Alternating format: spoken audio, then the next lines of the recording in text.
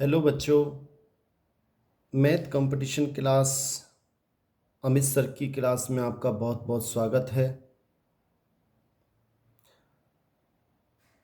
आज के महत्वपूर्ण क्वेश्चन देख लेते हैं। देखने से पहले मैं आपसे निवेदन करूंगा कि आप चैनल को सब्सक्राइब करें, लाइक करें, शेयर करें, अधिक से अधिक कमेंट करें। क्वेश्चन इस प्रकार है। पहला क्वेश्चन, निम्न में से कौन सी संख्या हार्डी रामानुजन संख्या है? 1729, 1719, 729 या 719? तो इसका आंसर होगा 729। हार्डी रामानुजन संख्या कौन सी होती है? बड़ी इंटरेस्टिंग कहानी है कि जब हार्डी रामानुजन का स्वास्थ्य खराब हो गया, उसे देखने गए थे तो एक टैक्सी लेके गए थे। उस टैक्सी का नंबर था 1729। और रामानुजन बीमार अवस्था में भी उनका दिमाग गणित में इतना इस तरह चल रहा था कि उन्होंने बताया कि 1729 उसी समय सबसे छोटी संख्या है जिसे दो डिफरेंट रूप से, तरीकों से दो संख्याओं के घनों के योग के रूप में लिखा जा सकता है। जैसे 1 की घात 3, 12 की घात 3, इस तरह से। दूसरा तरीका इस तरह से। ये सबसे छोटी संख्या है। होने को आगे भी हैं 4000 कुछ, लेकिन ये सबसे छोटी है।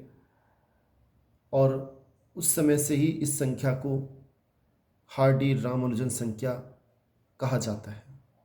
तो इसका सही आंसर है ए, 1729। नेक्स्ट, 1 से 100 तक कितनी अभाज्य संख्या होंगी? इसी प्रकार क्वेश्चन 3 भी है। 1 से 50 तक कितनी अभाज्य संख्या होंगी? 1 से 50 तक मैंने सोल्व भी कर रखा है। 2, 3, 5, 7 ये सब अभाज्य संख्या हैं। इनको काउंट करोगे तो टोटल 15 आएंगी। तो इसका तीसरे का सही आंसर है ए, 1 से 50 तक 15 अभाज्य संख्या होती है। और जबकि 1 से 100 तक अगर आप इसी तरह लिख के करोगे आगे 51 से ऊपर तो 10 और आ जाएंगी। तो उसका आंसर होगा 25। दोनों ही मोस्ट क्वेश्चन है, आते रहते हैं, फर्स्ट ग्रेड में आ चुका है। 1 से 100 तक कितनी अभाज्य संख्या होती है? तो इसे याद रख लें, 25 अभाज्य संख्या होती हैं। और 1 से 50 तक 15। नेक्स्ट क्वेश्चन देख लेते हैं। क्वेश्चन नंबर 4, निम्न में से कौन सी संख्या पूर्ण घन नहीं है? 64 बिल्कुल पूर्ण घन होती है, 4 का घन होता है। 125 भी पूर्ण घन होता है, 5 का। 1000 भी पूर्ण घन होता है, 10 का।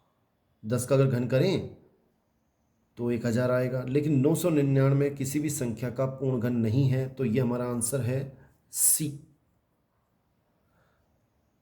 नेक्स्ट, एक सम संख्या का घन, क्वेश्चन है निम्न में से सही नहीं है। एक सम संख्या का घन भी सम संख्या होती है, सही होता है। सम संख्या का घन करेंगे तो सम संख्या ही आएगी। विषम संख्या घन करेंगे तो वो विषम संख्या आएगी, ये भी सही है। 1728 पूर्ण घन संख्या है, बिल्कुल ठीक है। 12 का अगर घन करोगे, 12 का घन 1728 आएगा।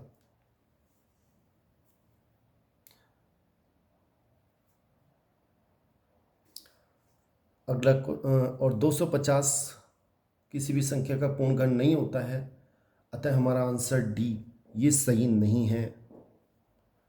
अगला क्वेश्चन देख लेते हैं। 576 को किस सबसे छोटी संख्या में गुणा करें कि गुणनफल एक पूर्ण घन हो? हमने 576 के अभाज्य गुणनखंड करे, इस तरह आएंगे। ये भी 2 भी 3 बार आ गया, ये 2 3 बार आ गया, लेकिन 3 2 बार है। और पूर्ण घन कब होगा? जब प्रत्येक संख्या 3 बार आए। तो हमें इसे अगर 3 से गुणा कर देंगे तो ये भी 3 बार, ये भी 3 बार, ये भी 3 बार। 2 2 4, 4 3 12, 12। इसको अगर मतलब इस तरह से 3 से गुणा करें तो इनका जो गुणनफल है वो पूर्ण घन हो जाएगा 12 का। मेरे ख्याल समझ में आ गया होगा तो जैसे ही 3 से गुणा करेंगे तो 3 संख्या इनका, ये भी 3 बार, ये भी 3 बार, ये भी 3 बार। नेक्स्ट क्वेश्चन, 392 को किस संख्या सबसे छोटी संख्या से भाग दें कि भागफल एक पूर्ण घन हो। 392 का पहले अभाज्य गुणनखंड करना होगा। किसी भी संख्या को अगर गुणा करने पर या फिर भाग देने पर पूर्ण घन बनाने के लिए पहले उसका अभाज्य गुणनखंड ज्ञात करें। अभाज्य गुणनखंड करेंगे तो इसका अभाज्य गुणनखंड इस प्रकार आएगा। अब इसमें किससे भाग दें, हम इन दोनों को हटाना पड़ेगा। ये तो दो आ ही गए 3 बार, इस दोनों को हटाना पड़ेगा। भाग किससे देना पड़ेगा, 7 7 49, यानी कि C 49 से भाग देंगे तो ये दोनों हट जाएंगे और ये 2 का घन बन जाएगा। नेक्स्ट देख लेते हैं क्वेश्चन नंबर 8, 1 से 100 तक की संख्याओं में पूर्ण घन कुल कितनी संख्याएं कितनी हैं। ऐसी संख्याएं जो कि पूर्ण घन है 1 से 100 तक, वो बतानी है कितनी हैं। हम जानते हैं 1 का घन 1 होता है, 2 का घन 8 होता है, 3 का 27 होता है, 4 का 64 और 5 का 125।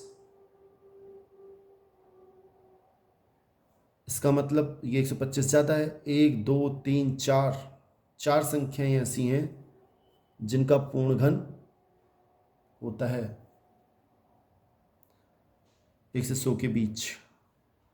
नेक्स्ट क्वेश्चन देखते हैं, 9 10 की घात 3 प्लस 9 की घात 3 का मान बराबर है। ये फिर वही क्वेश्चन है अभी जो बताया था आपको पहला क्वेश्चन कि 1729 को हार्डी रामजन संख्या 1 की घात 3 प्लस 12 की घात 3 बराबर इस तरह से लिख सकते हैं। अब इसका मान पूछा है तो इसका मान क्या होगा, 1 की घात 3 प्लस 12 की घात 3, यानी कि ये आंसर बिल्कुल ठीक है। अगला क्वेश्चन देखें 10वां, तो इस प्रकार है 27 की घात 3 1/3 घनमूल है।